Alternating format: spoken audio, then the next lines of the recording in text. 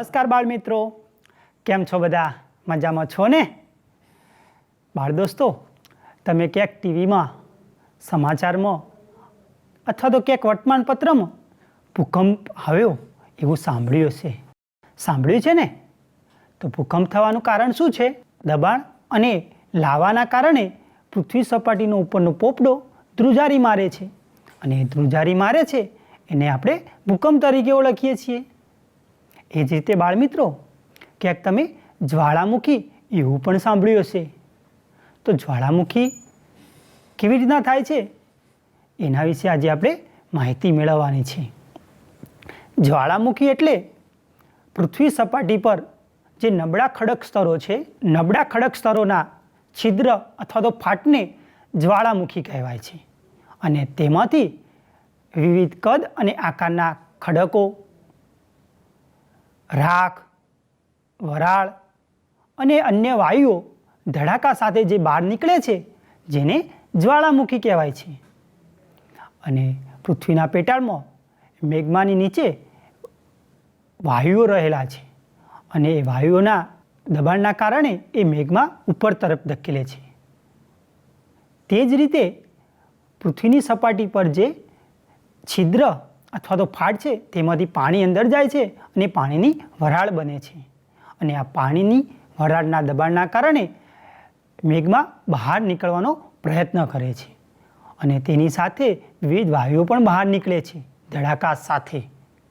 તો જે જ્વાળામુખી છે બાળમિત્રો. અને એ બહાર નીકળે તો તેની સાથે લાવા, વરાળ, રાખ આવા અનેક પદાર્થો ધડાકા સાથે બહાર નીકળતા હોય છે. ક્યાંક પૃથ્વી સપાટીની ફાટકી સોંકડી હોય અને વરાળ, વાયુ અને અન્ય પદાર્થોનું પ્રમાણ વધુ હોય તો તે ધડાકા સાથે બહાર નીકળે છે, અને ધીમે ધીમે એ જ્વાળામુખી પદાર્થો શંકુ આકારે ગોઠવાય છે, જેને આપણે જ્વાળામુખી કહીએ છીએ. ક્યાંક આ પદાર્થોનું પ્રમાણ ઓછું હોય અને ફાટકી લાંબી હોય તો તે ધીમે ધીમે બહાર નીકળે છે. તો બાળમિત્રો, તમારી આજુબાજુની આવી વસ્તુઓ ભેગી કરી અને આપણે પણ જ્વાળામુખીનું એક મોડલ તૈયાર કરવાનું છે. તો તમને ગમશે ને બનાવવું? તો ચાલો આજે આપણે બધા ભેગા મળી અને જ્વાળામુખીનું મોડલ બનાવીએ અને શીખીએ કે જ્વાળામુખી કેવી રીતે થાય છે. નમસ્તે વિદ્યાર્થી મિત્રો, કેમ છો બધા? મજામાં છો ને? આજે આપણે જ્વાળામુખીનું મોડેલ બનાવીશું. તમે બધા તૈયાર છો ને મોડેલ બનાવવા માટે? તો મોડેલ બનાવવા માટે જોઈતી જરૂરી સામગ્રી જોઈ લઈએ આપણે, જે તમારા ઘરમાંથી જ મળી રહેશે તમને. જોઈ લો. સૌથી પહેલાં તમારી પાસે આવું નોટ કે ચોપડાનું કોઈ પણ પૂંઠું પડ્યું હોય ઘરે એ તમે લઈ શકો છો. ત્યારબાદ આવું સપાટ પૂંઠું પણ ચાલી શકે. પાણીની બોટલ, સ્ટેપલર, કાતર, ચમચી, બાઉલ, ટીશ્યુ પેપર. જો તમારી પાસે ટીશ્યુ પેપર ન હોય તો ઘરમાં જૂનું પેપર પડ્યું હોય એ પણ ચાલી શકે. ચપ્પુ, લીંબુનો રસ કાઢવાનો સંચો, ફેવિકોલ, પીંછી, કાળો કલર, લાલ કલર, ખાવાનો સોડા, ફૂડ કલર લાલ કલરનો લેવાનો છે. તમારે ઘરે વાસણ ઘસવાનું કોઈ પણ લિક્વિડ હોય તો તમે વાપરી શકો છો. આ વાસણ ઘસવાનું લિક્વિડ છે. 4-5 લીંબુનો રસ જોઈશે, એટલા માટે મેં લીંબુ લીધા છે, અને થોડું પાણી જોઈશે. ચલો બાળ મિત્રો, તૈયાર છો ને?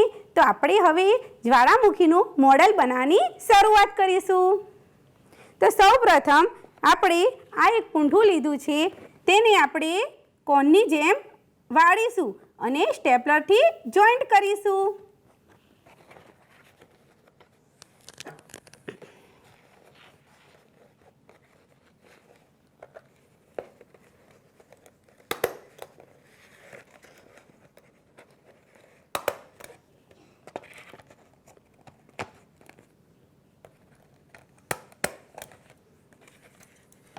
જુઓ, કોણ જેવો આકાર તૈયાર છે ને, આ આકાર આપણે પર્વત બનાવવા માટે બનાવીએ છીએ.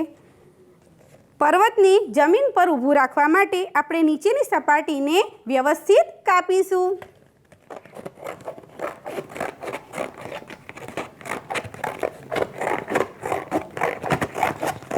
જો વિદ્યાર્થી મિત્રો, એક પર્વત જેવો આકાર તમને જોવા મળશે.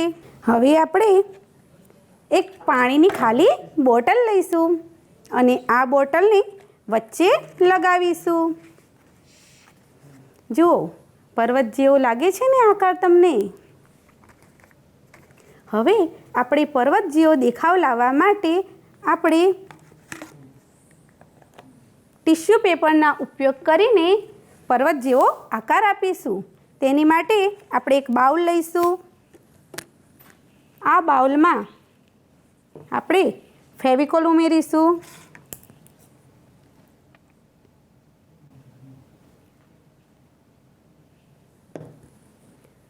ત્યારબાદ તેમાં લાલ કલર ઉમેરીશું. ભૂલી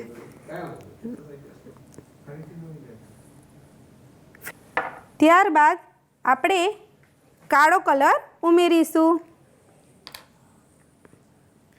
અને થોડું પાણી લઈશું અને આ બધું મિક્સ કરશું. પર્વતનો કલર લાવવા માટે થોડો લાલ કલર ઉમેરીશું. ત્યારબાદ આપણે ટીશ્યુ પેપર લઈશું. તેને અડધું ફાડીને આ મિશ્રણમાં ડૂબાડીશું. ત્યાં સુધી આપણે આ પર્વત આકાર પર ફેવિકોલ લગાવી દઈશું અને આ મિશ્રણને આપણે આ રીતે લગાવીશું.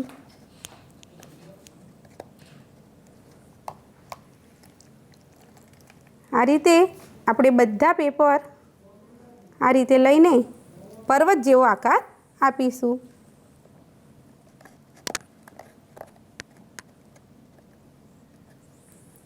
આ રીતે ટીશ્યુ પેપરના એક પછી એક ટુકડા કરતું જવાનું અને લગાવતું જવાનું.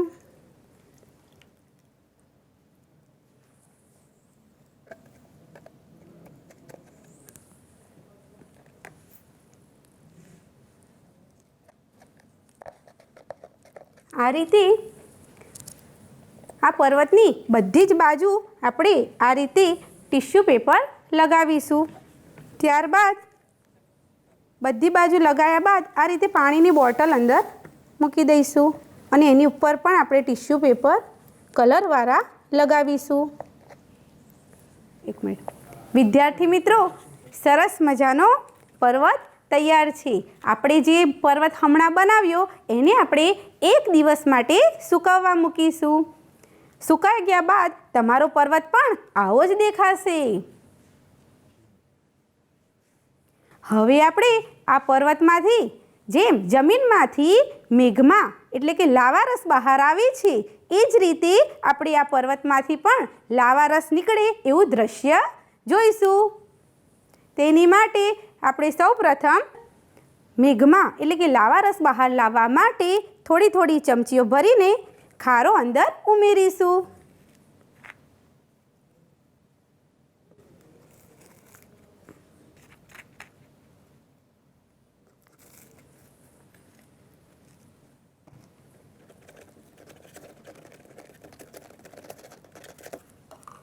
હવે આપણે લાવારસનો કલર કેવો હોય છે? લાલ. તો આપણે લાલ કલર લાવવા માટે ફૂડ કલર જે લાલ કલરનો આવે છે એ લીધો છે. તેને મેં પાણીમાં મિક્સ કર્યું છે તે ઉમેરીશું.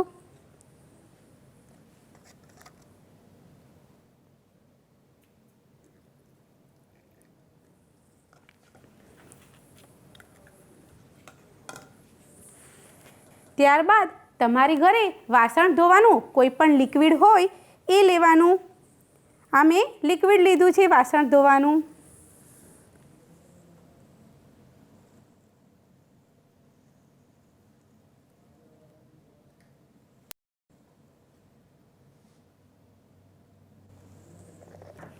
વિદ્યાર્થી મિત્રો તૈયાર છો ને? હવે લાવા જોવા માટે તો તૈયાર રહેજો અને ધ્યાનથી જોજો, હા, અને થોડા દૂર રહેજો પાછા. હવે મેં લીંબુનો રસ કાઢી રાખ્યો છે. હવે આપણે આમાં લીંબુનો રસ ઉમેરીશું.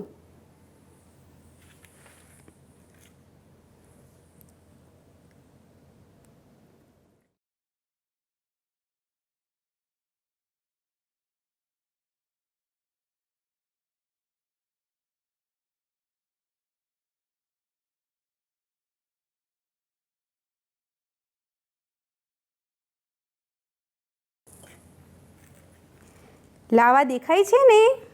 આ જ રીતે જમીનમાંથી પણ જ્યાં નબળા ખડકોની ફાટ કે છિદ્ર પડી હોય ત્યાં જમીનમાંથી ધગધગતો લાલ ચોર પ્રવાહી બહાર નીકળે છે, જેને આપણે મેઘમાં કહીએ છીએ. વિદ્યાર્થી મિત્રો જોયો ને લાવા? હવે આ જ મોડલ તમે ઘરે બધા બનાવશો ને? તમે શાળામાં પણ બધા મિત્રો ભેગા થઈને આ બનાવી શકો છો અને હાલ ઘરે પણ ઘરના સભ્યો સાથે મળીને આ મોડલ તમે બનાવી શકો છો. પણ હા, તમે જ્યારે લાવા બહાર લાવવાનો પ્રયત્ન કરો તે સમયે તમારું મોં થોડું દૂર રાખજો. આભાર. બાળમિત્રો, તમને ગમ્યું ને? જ્વાળામુખી કેવો લાગ્યો તમને? તમે જાતે બનાવશો ને હવે? હા, બનાવજો હો. બાળમિત્રો, દુનિયામાં આવા જ્વાળામુખી ઘણા બધા છે અને આપણા ભારતમાં ફક્ત એક જ જગ્યાએ આવો જ્વાળામુખી આવેલો છે, જે અંદમાન નિકોબાર દ્વીપ સમૂહમાં આવો એક જ્વાળામુખી આવેલો છે. ચલો આવજો. આભાર.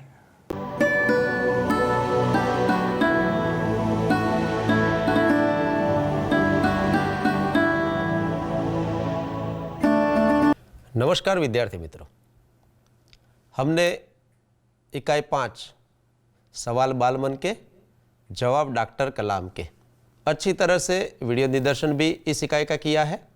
आइए अब भाषा सत्ता के तहत कुछ बातें हम जानते हैं. आपने कक्षा 7वीं में सर्वनाम के बारे में परिचय प्राप्त किया है.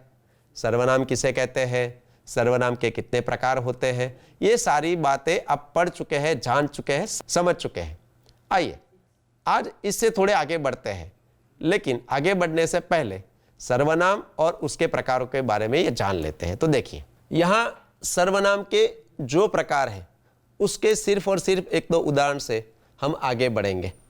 ठीक है, तो देखते जाइए और याद करते भी जाइए. और आपको तो ये पता ही है, सर्वनाम की परिभाषा आपको पता है कि भाई संज्ञा के बदले जिन शब्दों का प्रयोग होता है उसे सर्वनाम कहते हैं. यानी कि संज्ञा की बार बार की पुनरुक्ति को रोकने के लिए हम सर्वनाम का प्रयोग करते हैं, है ना. और सर्वनाम के प्रकार देखते जाइए.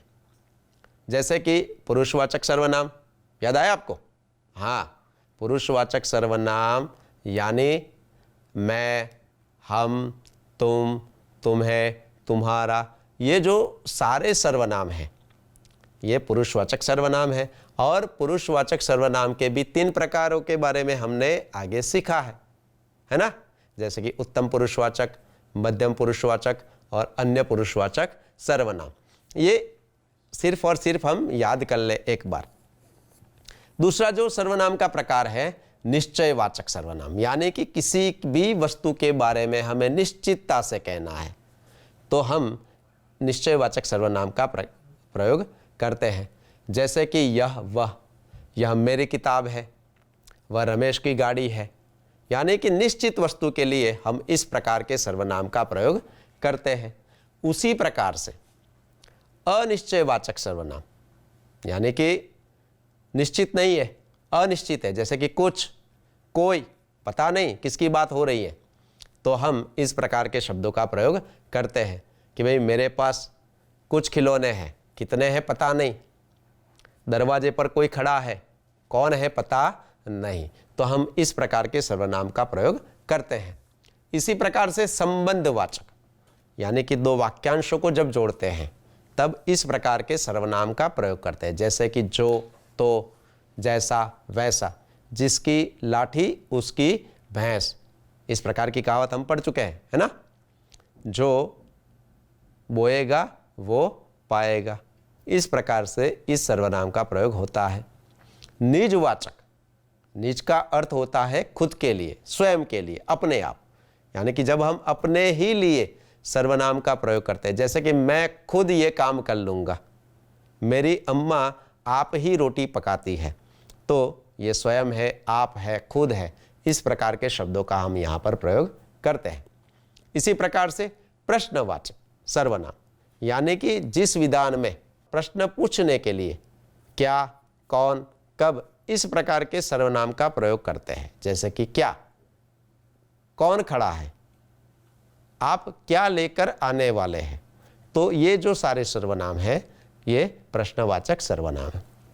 विद्यार्थी मित्रों, यहाँ पर हमने सर्वनाम के जो प्रकार हम पढ़ चुके हैं उनके कुछ उदाहरण देखे हैं। हमें तो इससे आगे कुछ सीखना है, तो आइए देखते हैं। ये एक वचन का वाक्य है और जब बहुवचन में सर्वनाम का प्रयोग होता है तो मैं की जगह हम कल गांव जाएंगे। यानी कि मैं सर्वनाम है लेकिन एक व्यक्ति के लिए है, इसलिए एक वचन में मैं का प्रयोग होता है। और जब बहुवचन की बात करते हैं तो मैं की जगह पर, मैं के स्थान पर हम का प्रयोग होता है। दूसरा विधान है मेरी किताब कहाँ है, और बहुवचन में यही विधान इस प्रकार से बोला जाएगा या लिखा जाएगा, हमारी किताबें कहाँ हैं। देखिए यहाँ पर मेरी यानी कि एक व्यक्ति की बात हो रही है और हमारी यानी कि दो या दो से ज़्यादा व्यक्तियों की बात यहाँ पर हो रही है। एक व्यक्ति जब अपनी किताब की बात कर रहा है तब यह प्रश्न पूछ सकता है कि मेरी किताब कहाँ है। लेकिन दो या दो से अधिक व्यक्ति जब किताब के बारे में पूछते हैं तो ये पूछते हैं कि हमारी किताबें कहाँ हैं। तो ये भेद हमें ध्यान में रखना है कि जब भी हम सर्वनाम का प्रयोग करते हैं तो किस प्रकार से हमें ये बोलना चाहिए। आइए तीसरा विधान, उसे कल बुखार था, उन्हें कल बुखार था। देखिए यहाँ पर उसे और उन्हें, यानी कि एक वचन में सर्वनाम का प्रयोग होता है तो उसे, और बहुवचन में प्रयोग होता है तो उन्हें का यहाँ पर उपयोग किया गया है। इसी प्रकार से चौथा विधान देखते हैं, यह कौन है और ये कौन है। देखिए यह किसी एक व्यक्ति के बारे में हम किसी को प्रश्न पूछते हैं कि भाई यह कौन है, तो एक वचन में सर्वनाम का प्रयोग हुआ। और जब ज्यादा व्यक्ति वहां पर खड़ी है और उनके बारे में पूछते हैं ये कौन है, तो यानी कि कई सारी व्यक्ति या दो से अधिक जिसे हम बहुवचन कहते हैं, उनके लिए हमें इस प्रकार से सर्वनाम का प्रयोग करना पड़ता है, यानी कि यह और ये। पांचवा विधान देखते हैं, तुझे क्या चाहिए। ये एक वचन में प्रयोग हुआ है और बहुवचन में इसका प्रयोग इस प्रकार से, तुम्हें क्या चाहिए। देखिए जब हम एक ही व्यक्ति के साथ बात करते हैं तो कह सकते हैं कि भाई तुझे क्या चाहिए, लेकिन ज्यादा व्यक्तियों से ये बात कर रहे हैं कि भाई सामने कई सारे बच्चे बैठे हैं और पूछते हैं कि भाई तुम्हें क्या चाहिए, तो ये बहुवचन में सर्वनाम का प्रयोग हुआ है, तो सर्वनाम ही। लेकिन इन उदाहरणों के जरिए हमें यह समझना है कि जब हम सर्वनाम का प्रयोग करते हैं तो एक वचन में सर्वनाम के किन रूपों का प्रयोग होता है और बहुवचन के लिए सर्वनाम के किन रूपों का प्रयोग होता है। तो इन उदाहरणों से हमने ये सीखा। इससे आगे इसी प्रकार का एक और स्वाध्याय देखते हैं और इस अभ्यास के जरिए हमें यह समझना है कि सर्वनाम के कुछ रूप हमें दिए गए हैं, लेकिन उस विधान में सर्वनाम का कौन सा रूप हमें प्रयोग में लेना है। तो आइए ये रिक्त स्थान की मदद से जानते हैं। सूचना है रिक्त स्थान की पूर्ति कीजिए। देखिए यहाँ पर एक रिक्त स्थान आप देख रहे हैं और विधान इस प्रकार से है, यह कार्य खाली जगह नहीं हो सकेगा। और हमें सूचना यह है कि सर्वनाम के इस रूप की मदद से, यानी कि मैं का प्रयोग करना है, लेकिन मैं का प्रयोग करने से रिक्त स्थान किस प्रकार से होगा तो ये हम समझ सकते हैं।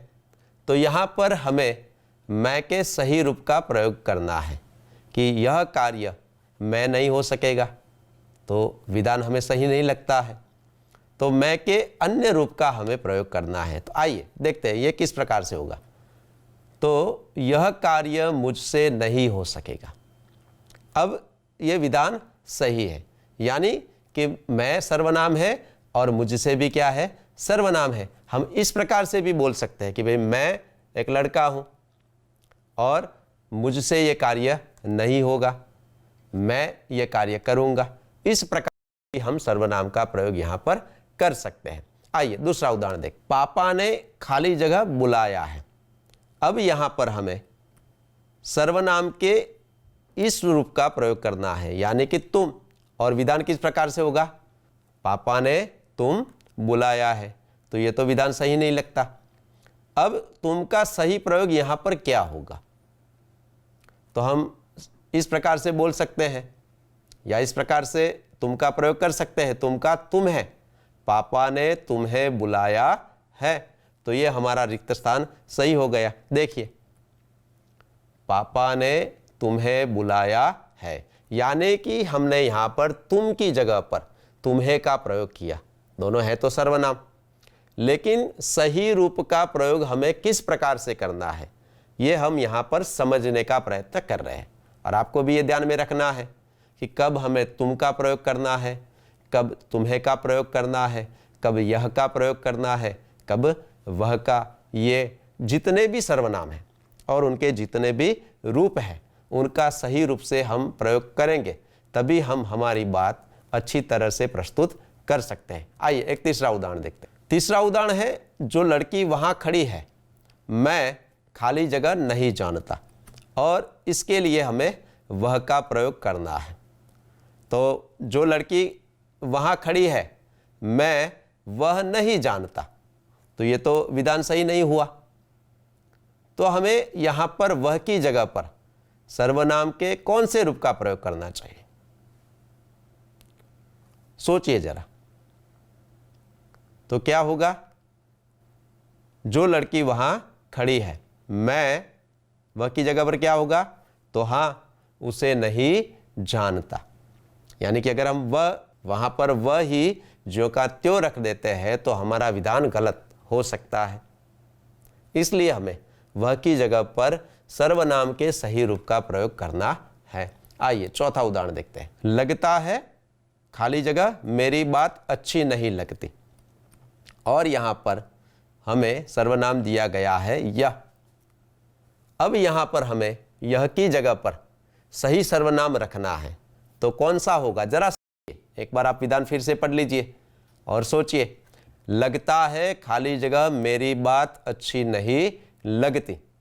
तो क्या आएगा, हाँ सोचिए जरा कि भाई यह की जगह पर हमें क्या रखना चाहिए, और मन ही मन विधान बोलिए। लगता है, उसे, तुम्हें, किस प्रकार से हमें यहां पर रिक्त स्थान भरना है। तो यहां पर हमें उन्हें सर्वनाम का प्रयोग करना है। लगता है उन्हें मेरी बात अच्छी नहीं लगती, है ना। क्योंकि हमने सर्वनाम, पुरुषवाचक सर्वनाम के भी 3 प्रकार है, उसके बारे में भी अच्छी तरह से सीखा है। प्रथम पुरुषवाचक, मध्यम पुरुषवाचक और अन्य पुरुषवाचक सर्वनाम। और यहां पर इस प्रकार के सर्वनाम का प्रयोग हुआ है, यह आप अच्छी तरह से जानते हैं। आइए अगला उदाहरण देखते हैं। यह काम खाली जगह लोगों ने किया, पता नहीं। और इसके लिए सर्वनाम है कौन, यानी कि यह प्रश्नवाचक सर्वनाम है। हमने सर्वनाम के सारे प्रकार की चर्चा यहां पर की है। तो यहां पर कौन की जगह पर हमें क्या रखना चाहिए, तो जरा सोचिए कि हमारा विधान किस प्रकार से सही हो सकता है। यह काम कौन लोगों ने किया, तो यह तो सही नहीं है प्रयोग हमारा। और कौन की जगह पर हमें क्या, तो भी नहीं सही होगा। तो हमें सर्वनाम के कौन से रूप का प्रयोग करना है, तो यह काम देखिए जरा, किन लोगों ने किया, इस प्रकार से हम प्रश्न पूछ सकते हैं। तो विद्यार्थी मित्रों, यहां पर हमने सर्वनाम के प्रकार तो हम पढ़ चुके थे, लेकिन उनका सही रूप से किस प्रकार से उपयोग होता है और हमें करना चाहिए, और एक वचन और बहुवचन में सर्वनाम का प्रयोग किस प्रकार से करना है, और जब एक ही सर्वनाम का भिन्न भिन्न रूप से प्रयोग करना होता है, तब हमें कौन सी बातें ध्यान में रखनी है, ये सारी समझ यहाँ पर हमने पाई है। अब आपको अपनी किताब में इस प्रकार के कई सारे वाक्य दिए गए हैं, तो इसी प्रकार से नए वाक्य आपको बनाने हैं और अपनी कॉपी में लिखने हैं। धन्यवाद।